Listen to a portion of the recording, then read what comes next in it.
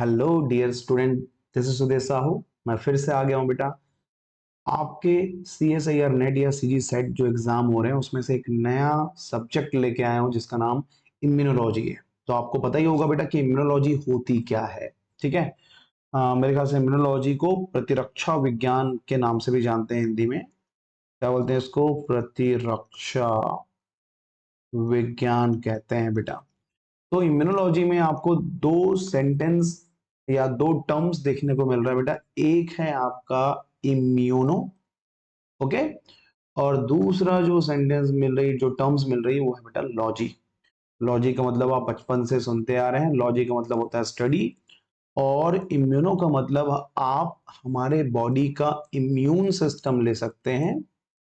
यदि आपको immune system ना बोल करके कैजुअली अदर सब्जेक्ट के बच्चों को समझाना है ना भाई, अदर सब्जेक्ट के बच्चे को नहीं पता कि इम्यून सिस्टम क्या है, तो क्यों ना हमारे बॉडी में वो सिस्टम जो हमारे बॉडी को बचाता है उसके लिए हम वर्ड यूज कर देंगे डिफेंस। ठीक है। ये क्या है बेटा? डिफेंस सिस्टम होता है ये, राइट। तो इम्यूनोलॉजी में हम क्या करते हैं बेटा? स्टडी करते हैं, study about, right, study about the immune system. ठीक है। immune system, their function, their components, right. Immune system के फंक्शन के बारे में, कंपोनेंट्स के बारे में स्टडी करते हैं। Of what? Specially human body में। ठीक है। ह्यूमन बॉडी के इम्यून सिस्टम के बारे में हमको डिटेल स्टडी करना होता है, और यही जो ब्रांच ऑफ बायोलॉजी जो कैटेगराइज होती है बेटा वो आपका आता है इम्यूनोलॉजी में। तो बेसिक सा कॉन्सेप्ट है इम्यूनोलॉजी का। मेरे ख्याल से आपको चीजें समझ में आ गई है। हमारा जो इम्यून सिस्टम होता है उसका मेन फंक्शन क्या है? तो इम्यून सिस्टम आपको देता है प्रोटेक्शन। किससे? पुलिस से? किससे? जो भी फॉरेन पार्टिकल या पैथोजन या बैक्टीरिया, वायरस, फंगस जो भी है, जो आपके बॉडी में अटैक करते हैं बेटा और आपके मरने के लिए, मतलब आपके डेथ के लिए रिस्पॉन्सिबल होते हैं, उन लोगों को आपके बॉडी से दूर रखता है। तो कहीं ना कहीं प्रोटेक्शन प्रोवाइड करता है।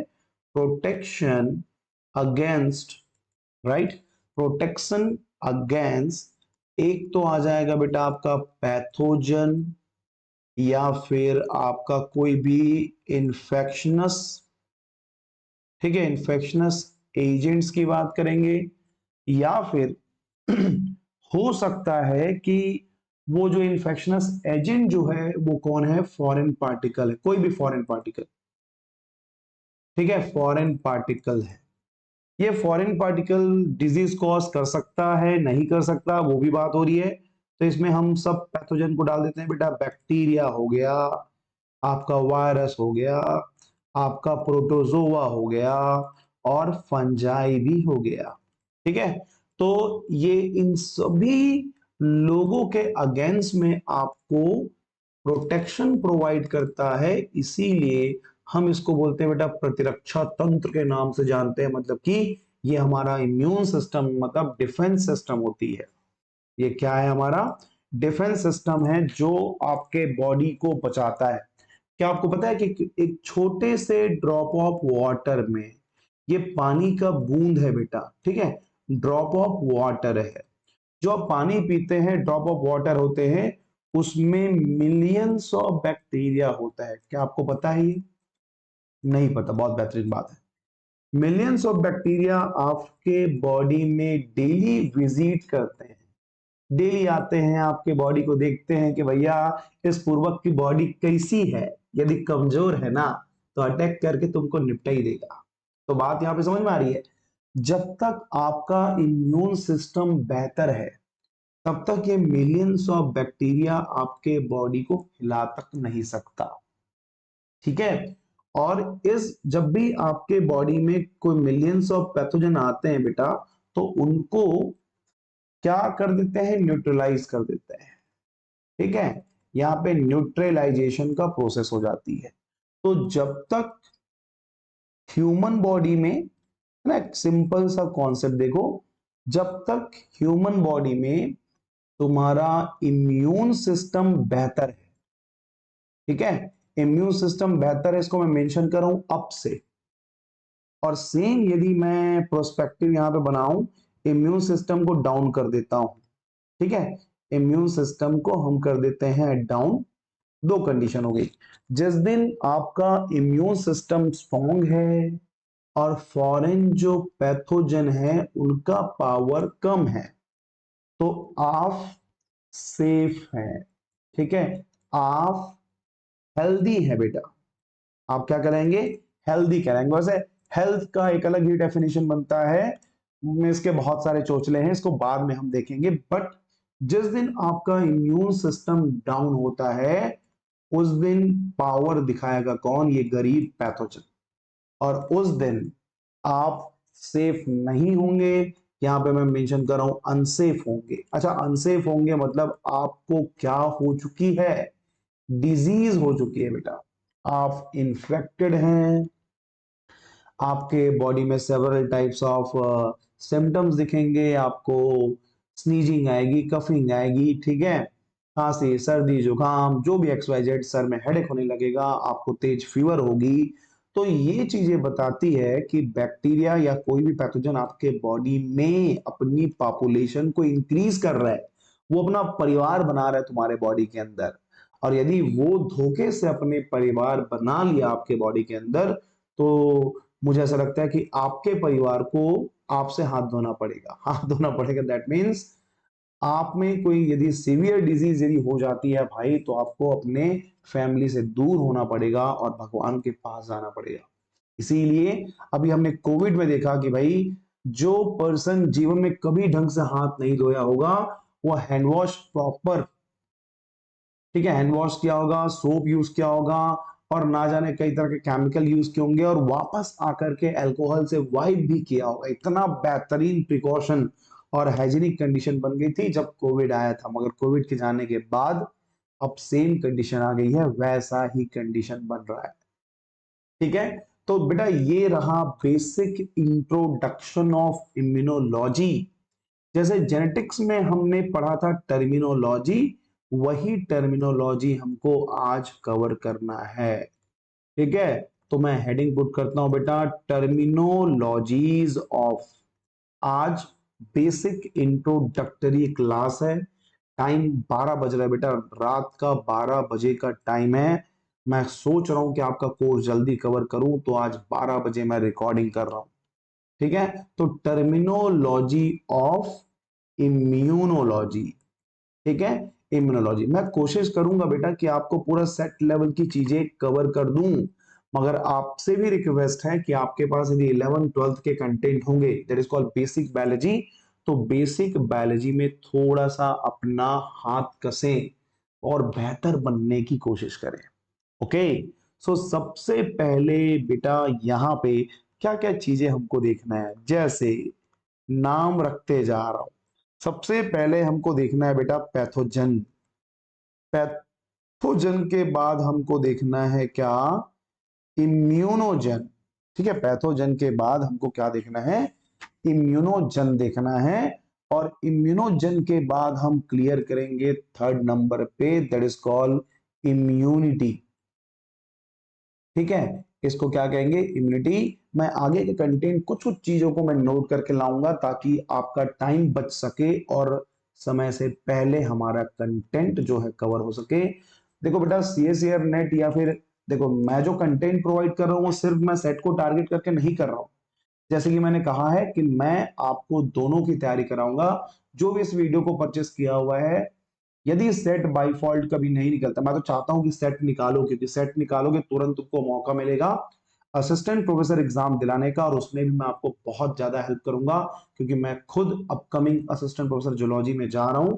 तो मेरे जो एक्सपीरियंसेस हैं, जो मैंने यहाँ पे झेला है, जितनी प्रॉब्लम्स हमको हुई है एक असिस्टेंट प्रोफेसर बनने में, क्या क्या चीजों की रिक्वायरमेंट होती है, उन सभी स्ट्रगल को मैंने फील किया, और मैं चाहता हूं कि मेरे छत्तीसगढ़ के बच्चे ऐसे स्ट्रगल ना झेले, उनको रेडी टू ईट वाला मतलब बना बुनाया खाना जैसी चीजें मैं प्रोवाइड करने की कोशिश करूंगा, ताकि आपकी लाइफ में स्ट्रगल कम हो और आप बेहतर आउटपुट दे सके, ओके, सो पैथोजन क्या है? आप कई बार ऐसे टर्म्स आप यूज करते हैं, पैथोजन, इम्यूनोजन, इम्यूनिटी क्या होती है, एंटीजन हो गया, एंटीबॉडी हो गई, ऐसे कई सारे नाम होते हैं।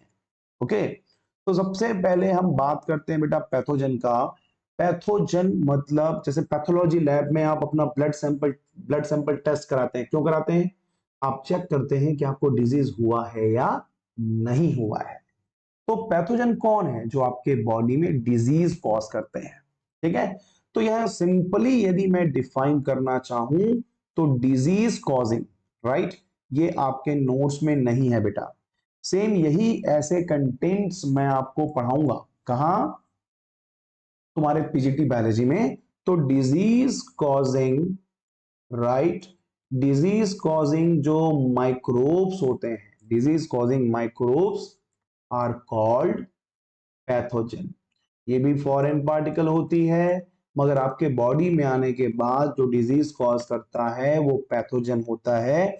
जो डिजीज कॉज नहीं कर पाता मगर आपके इम्यून सेल को एक्टिवेट करता है, मतलब आपके बॉडी में वो पैथोजन आया और आपके बॉडी में जो इम्यून सेल है जो आपको बचाता है वो एक्टिवेट हो गया, तो ये आपको डिजीज कॉज नहीं कर रहे, ये बस आपके बॉडी में इम्यून सिस्टम को एक्टिवेट कर रहा, that is called immunogen, right. ये कोई भी ऐसा मान लेते हैं पार्टिकल्स हो गए, ठीक है, डस्ट हो गया, या फिर मान लेते हैं पॉलेन हो गया, हालांकि पॉलेन को हम एलर्जन के कंडीशन में लेके चलेंगे। एनी फॉरेन पार्टिकल, लो, any foreign particle, right, any foreign particle, right, are not responsible for causing disease, ठीक है। Any foreign particle which induces, ये इंड्यूस करता है किस चीज को? इंड्यूस करता है the activation of immune cell, आपके इम्यून सेल को क्या कर दे रहा है? ये एक्टिवेट कर दे रहा है, but not responsible, but not कहां है? नॉट लिखना पड़ेगा, बट नॉट रिस्पॉन्सिबल फॉर, मतलब ये वो काम बिल्कुल नहीं करता। क्या काम नहीं करता? जो ऊपर वाला बंदा कर रहा है, डिजीज कॉजिंग कैपेसिटी इनके पास नहीं होती है।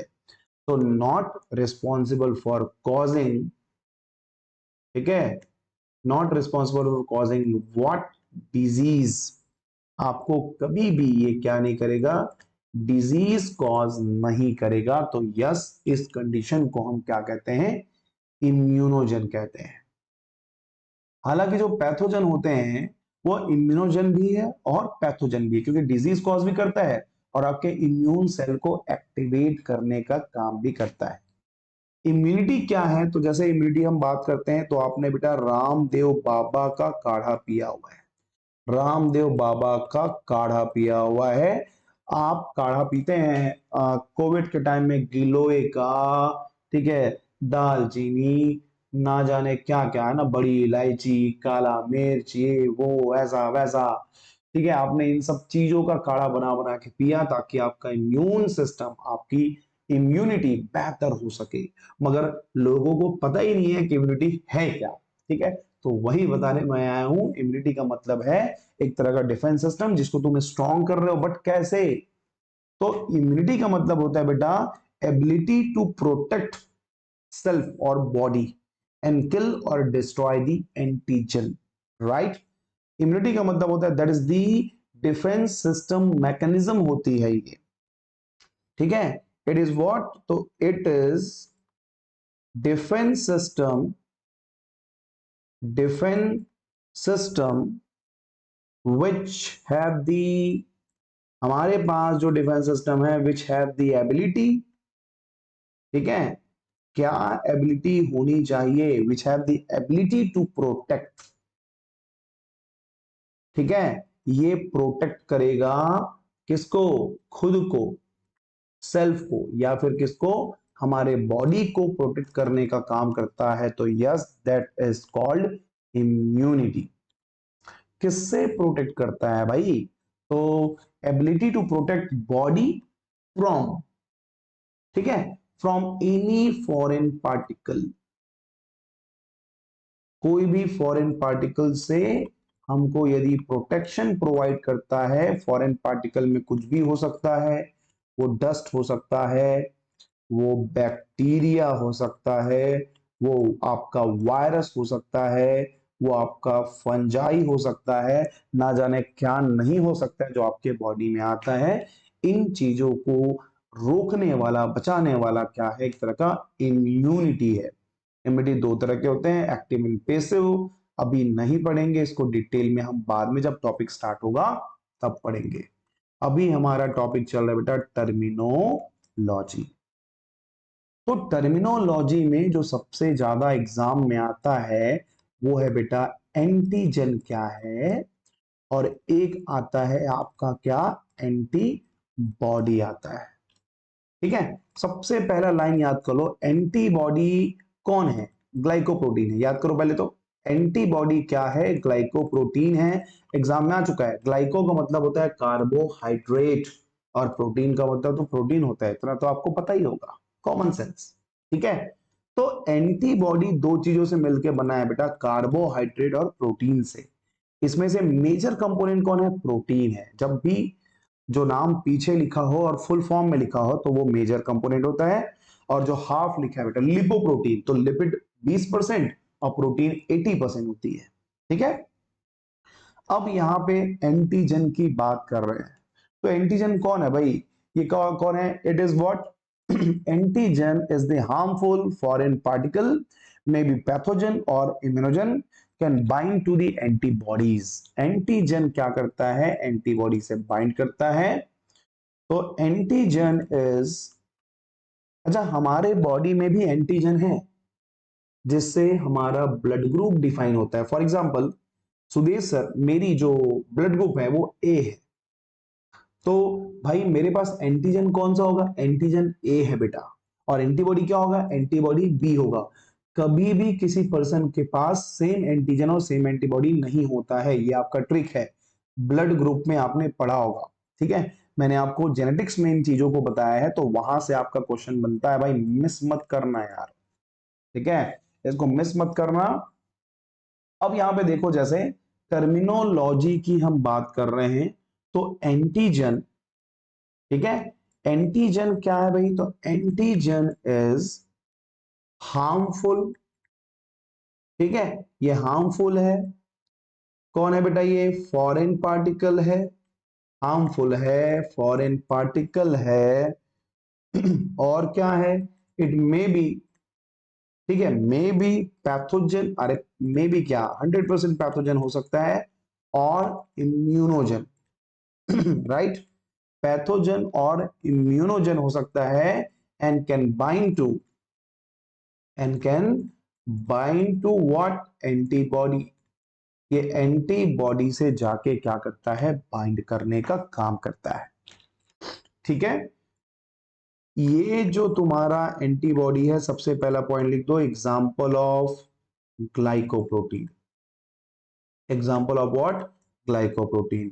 प्रोड्यूस्ड बाय, ये भी बता दो, हालांकि डिटेल में पढ़ेंगे, प्रोड्यूस्ड बाय बी सेल बेटा। बी सेल कन्वर्ट होता है प्लाज्मा सेल में, और प्लाज्मा सेल से दो तरह के सेल बनते हैं, दो तरह के कंपोनेंट बनते हैं, एक बनता है मेमोरी सेल और एक बनता है एंटीबॉडी। ओके, तो ये प्रोड्यूस कहां से होता है मैंने ये भी बता दिया है बेटा। जो एंटीबॉडीज होती है उसको हम एक और नाम से भी जानते हैं, क्या नाम है इसका, antibodies are also known as, क्या कहते हैं, also known as immuno, immunoglobulins. और ये जो इम्यूनोग्लोबुलिन्स होते हैं ना, मतलब जो एंटीबॉडी है उसी को हमने कहा इम्यूनोग्लोबुलिन, ये गामा ग्लोब्यूलिन से बनते हैं, गामा ग्लोब्यूलिन से प्रोड्यूस होते हैं, उससे बनते हैं, इसीलिए इसको हम क्या कहते हैं, इम्यूनोग्लोबुलिन कहते हैं। करता क्या है, एंटीबॉडी को डिनोट करते हैं बेटा ए बी से, capital A small B. Antibody bind to, antibody bind to antigen and neutralize them, right? ये उसको क्या कर देगा, न्यूट्रलाइज देम। न्यूट्रलाइज करने का मतलब है उसको दुनिया से बाहर कर देना, ठीक है, किल कर देना। तो जैसे यहाँ पे एक एंटीबॉडी बना लेते हैं बेटा, वाई शेप स्ट्रक्चर होता है एंटीबॉडी का। एंटीबॉडी के साथ कौन जुड़ रहा है, एंटीजन, ठीक है। तो ये भाई ये वाई शेप एंटीबॉडी हो गया, यहाँ पे कौन जुड़ गया बेटा, एंटीजन, ओके। अब इसको एंटीजन एंटीबॉडी रिएक्शन कहते हैं। जब एंटीजन एंटीबॉडी से जुड़ता है that is called antigen antibody reaction. इसी के टर्म से बेटा एग्लूटिनेशन कहते हैं। इसको हम क्या कहते हैं, एग्लूटिनेशन टर्म से कहा जाता है। मतलब ये क्या है, antibody bind to the antigen and this process is called agglutination, right.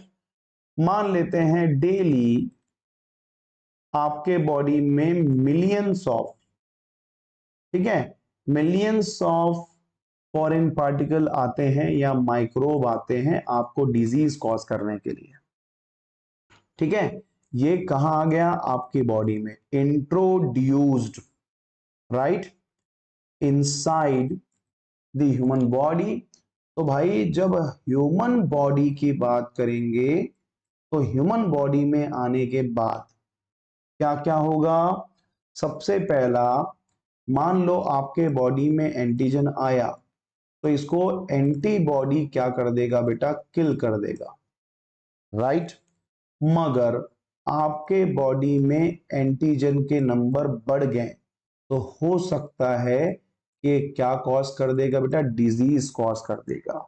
Disease cause करने का मतलब है कि उस समय उसके अगेंस्ट में एंटीबॉडी नहीं बनी है, ठीक है। अब धीरे से एंटीजन के अगेंस्ट क्या होगा, प्रोडक्शन होगा। प्रोडक्शन ऑफ क्या बेटा, एंटीबॉडी। और ये एंटीबॉडी इसको क्या कर देगा, मार देगा, किल कर देगा, ठीक है। तो इस तरीके से हमारे बॉडी का सिस्टम जो है वो चलता है बेटा, ओके। चलिए कितने टर्मिनोलॉजी हो गए हैं आपके, हो गए बेटा टोटल 5 टर्मिनोलॉजी, 3 हो गए। इसको नंबरिंग 4 कर देना, इसको नंबरिंग 5 कर देना। चलो 6 नंबर का आपका इंट्रोडक्टरी में टर्मिनोलॉजी की बात करते हैं, एंटी सीरम की बात करते हैं बेटा। एंटी सीरम क्या है, बहुत अच्छा क्वेश्चन है एंटी सीरम के बारे में। तो एंटी सीरम जानने से पहले पहले ये जान लो बेटा कि ये है तुम्हारा ब्लड। ब्लड को 2 पार्ट में डिवाइड कर दो। एक पार्ट कहलाता है तुम्हारा लिक्विड, पार्ट कहलाता है बेटा प्लाज्मा, और सॉलिड पार्ट कहलाता है कार्पसल्स, ठीक है। सॉलिड पार्ट क्या कहलाता है, कार्पसल्स, ब्रैकेट में नोट कर रहा हूं। ये है बेटा सॉलिड और ये आ गया आपका क्या पार्ट, लिक्विड वाला पार्ट आ गया, ठीक है। लिक्विड वाला पार्ट जो है 55% होता है, तो जाहिर सी बात है ये आपका 45% होंगे। कार्पसल्स में आपको क्या क्या मिलते हैं, आरबीसीएस मिलता है बेटा, डब्ल्यूबीसीएस मिलता है और प्लेटलेट्स मिलते हैं, ठीक है। ये 3 चीजें आपको कहां मिलेगी, कार्पसल्स में मिलेंगे। प्लाज्मा जो कि लिक्विड फॉर्म में होती है, इसमें आपको मिलेगा बेटा वाटर, 90 से 92%, 90 से 92% तो पानी होता है। और अच्छा वाटर में नमक को घोल दो तो भाई नमक पानी क्या है बेटा, लिक्विड है। मगर मैं चाह रहा हूं कि नमक को निकालो वहां से, तो नमक तो सॉलिड है ना भाई, NaCl तो सॉलिड होता है। तो जो डिसॉल्व्ड फॉर्म में होता है उस सॉलिड की बात कर रहा हूं, इस सॉलिड की बात नहीं कर रहा हूं। इनमें आपको क्या मिल जाएगा, एक तो मिल जाएगा बेटा ऑर्गेनिक कंपोनेंट और एक मिल जाएगा आपको क्या, इनऑर्गेनिक कंपोनेंट मिल जाएगा। ऑर्गेनिक कंपोनेंट जो है वो क्या होता है, 7 to 8% होते हैं, और 6 to 8% ले सकते हो, 6 to 8% होता है, और ये 1 से 2% होता है इनऑर्गेनिक, ठीक है। इनऑर्गेनिक में क्या क्या बात करेंगे, जैसे कि HCO3 है ना भाई, Cl- हो गया, Na+ हो गया, ठीक है। और क्या है, जैसे कि बाइकार्बोनेट तो हो ही गई। ऐसे बहुत सारे इनऑर्गेनिक कंपोनेंट्स यहाँ पे प्रेजेंट होते हैं। ऑर्गेनिक में जो मेन जो आप बोलोगे नंबर 1 तो ये होता है बेटा प्रोटीन। अब प्रोटीन में क्या क्या होते हैं, एक होता है तुम्हारा एल्ब्यूमिन, एक होता है तुम्हारा ग्लोब्यूलिन, एक होता है तुम्हारा, जैसे एल्ब्यूमिन ग्लोबुलिन के साथ साथ तुमको और क्या मिल जाएंगे, जो तुम्हारे फाइब्रिनोजन मिल जाएगा बेटा, फाइब्रिनोजन मिल जाएगा। तो ये लोग सब क्या है, ये फाइब्रिनोजन जो है वो क्लॉटिंग में मदद करता है बेटा। एल्ब्यूमिन ग्लोबुलिन जो है हमारे बॉडी का मेजर प्रोटीन है, जिसमें 4% ये खुद है और 2% ये खुद है, इसीलिए A/G रेशियो क्या होता है, तो 2:1 होता है। देखो 4/2 को कट कर दो तो 2:1 आ जाएगा। तो ये, अब देखो तुम्हारे पास क्या है बेटा, प्लाज्मा है, ठीक है। अब ब्लड में से क्लॉटिंग फैक्टर को हटा दो, ठीक है, फाइब्रिनोजन या फिर क्लॉटिंग फैक्टर CF बोल देते हैं। ब्लड में से आपने क्या किया बेटा, क्लॉटिंग फैक्टर को आपने यदि उसको हटा दिया है, तो उसको हम क्लॉटिंग फैक्टर को और आपके कार्पसल्स को हटा दो, ठीक है, तो उसको हम क्या कहेंगे, प्लाज्मा कहेंगे। प्लाज्मा से क्लॉटिंग फैक्टर को हटा दोगे तो उसको हम क्या कहेंगे, सीरम कहेंगे। तो सीरम वर्ड मतलब ये कि ब्लड से सॉलिड को निकालो तो बन गया प्लाज्मा, और प्लाज्मा से क्लॉटिंग फैक्टर को निकालो तो बन गया वो सीरम, ठीक है। लिख देता हूं पहले, ब्लड क्या है, तो ब्लड मतलब होता है बेटा plasma plus corpuscles, plasma plus corpuscles. यदि मैं प्लाज्मा की बात करूं तो ये आ जाएगा, देखो प्लाज्मा को उधर भेज दो तो ब्लड माइनस हो जाएगा, ब्लड माइनस क्या हो जाएंगे, कार्पसल्स हो जाएंगे बेटा। अब यदि मुझे सीरम बनाना है तो सीरम कैसे बनाएंगे, प्लाज्मा में तुमने कार्पसल्स तो हटा ही दिए थे, अब हम क्या करेंगे बेटा, प्लाज्मा माइनस, ठीक है, प्लाज्मा माइनस क्या आ जाएगा, क्लॉटिंग फैक्टर आ जाएगा। तो क्लॉटिंग फैक्टर को आप यदि हटा दिए फ्रॉम द प्लाज्मा तो बन गया सीरम। मगर एंटी सीरम कैसे बनाएंगे, तो एंटी सीरम वो प्लाज्मा है, वो सीरम है जिसमें किसी पर्टिकुलर एंटीजन के अगेंस्ट में एंटीबॉडी होती है, ठीक है। तो मैंने एक चूहा लिया बेटा, बचपन में ये चूहा बनाना सीखा था, इतना ही क्रिएटिविटी मुझे आती है, इसके अलावा मैं बेहतर चूहा नहीं बना सकता हूँ। यदि आपको चूहा अच्छा नहीं लग रहा हो तो आप घर में प्रैक्टिस कीजिएगा और बेहतर चूहा बनाइएगा। मैंने क्या किया बेटा, इस चूहे के अंदर में डाल दिया है एंटीजन, जिस एंटीजन के अगेंस्ट मुझे एंटीबॉडी बनानी है, मैंने उस एंटीजन को माउस के अंदर में डाल दिया है, ठीक है। मैंने क्या किया, एंटीजन को इंसर्ट किया, इंसर्टेड इनसाइड क्या बेटा, माउस, ठीक है, माउस में मैंने इंसर्ट कर दिया। अब माउस में एंटीजन जाएगा तो माउस का जो इम्यून सिस्टम जो होती है वो क्या बनाएगा बेटा, यहाँ पे वो बनाएगा antibody, right, antibody formed against, right, against the antigen, antigen के अगेंस्ट में एंटीबॉडी बन गई, कहा, माउस के अंदर, ठीक है। अब माउस के अंदर जो एंटीबॉडी बनी है उसको हम क्या कर रहे हैं, आइसोलेट कर रहे हैं, ठीक है। आइसोलेशन, आइसोलेशन ऑफ क्या, ब्लड फ्रॉम द माउस, ठीक है बेटा। और माउस के ब्लड में आपको क्या मिलेगा, सीरम, राइट, यहां पे एक डेफिनेशन बन जाएगी, डेफिनेशन बन जाएगा बेटा, इस ब्लड से तुम निकालो पहले सीरम, तो सीरम ऑफ एनिमल वो माउस है, विच कंटेन, जिसके पास आपको क्या मिलना चाहिए, which contain antibody for specific क्या बेटा, एंटीजन। तो ये बन जाएगा हमारा डेफिनेशन, ठीक है। कहां से बोल सकते हैं, यहां से डेफिनेशन आप बना दो, ये बढ़िया कंटेंट आपका बन गया।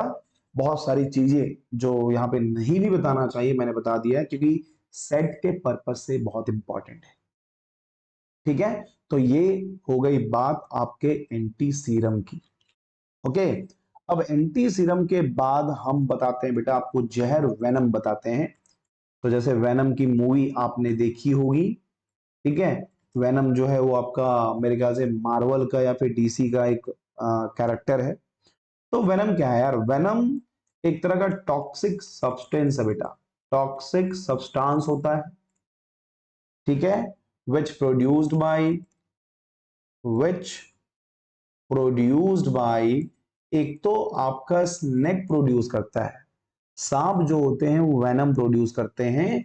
और कौन है जो वेनम प्रोड्यूस करते हैं, तो आपको मैं दे रहा हूं टास्क, आप ढूंढो कैसे कौन कौन से एनिमल होते हैं जो क्या प्रोड्यूस करते हैं, वेनम या फिर जहर प्रोड्यूस करते हैं, ठीक है।